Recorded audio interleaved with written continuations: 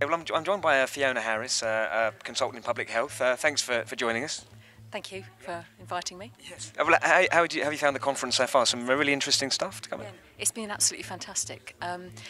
There's a lot of buzz and really positive buzz, and I think that's actually what pharmacy needs. It needs to think positively about itself and about what it can achieve and what it does achieve, and it's been fantastic. And the buzz last night at the dinner was great because people were talking about what was being discussed during the day, and it was really fantastic. Yeah, absolutely, yeah.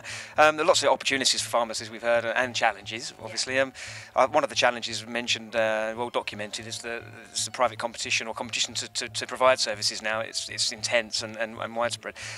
Do you get a sense that pharmacists are aware of where this threat comes from in competition terms?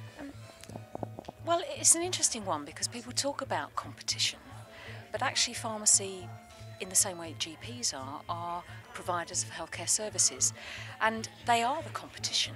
So actually it's a kind of a different way of looking at it. It's a real opportunity, and there's strength. Some of the work that Avicenna seems to be doing, which, because I hadn't been so familiar with them, not being a community pharmacist, was that they have the ability to get people together, and I think the opportunity for them in the future is to work together and to provide services together and to deliver healthcare together. And I think this is where Avicenna has probably an advantage over a lot of other organisations, because they are more cohesive, I think. I think in terms of healthcare challenge, yes, there's been a lot made of it, but actually people are in a really good position. They're already delivering healthcare, and I think they can deliver more in the future. Yeah, absolutely. We've also heard quite a bit about the funding and in particular prescription payments. There's been a lot of problems around that. I just wanted to ask you, really, do you see a solution to this? I mean, it's obviously causing pharmacists great consternation. What would you sort of say to pharmacists? I'd say that we need to look at the problem in a different way. Yes, it's the problem, but actually there are some solutions.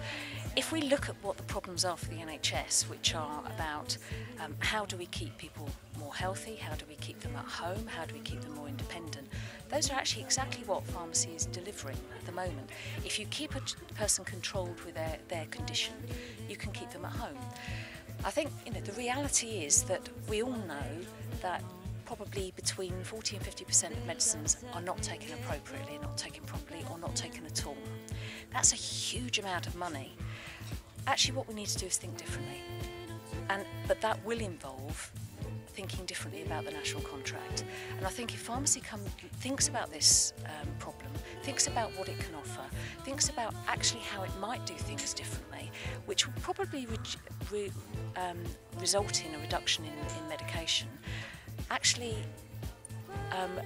what they need to do then is go forward to the Department of Health and have the negotiations with them around, we can offer you a huge amount of savings in the drugs budget, but we will need to think differently, and we need to have a different contract, and it shouldn't be based on a volume, because I think that's part of the sticking point at the moment. I think by thinking about the problem differently, thinking about what we're trying to achieve and what our outcomes are, pharmacy can make a huge contribution to what the NHS needs, which is about doing things differently. Absolutely, yeah. Thank you very much for joining us. Thanks. Thank you.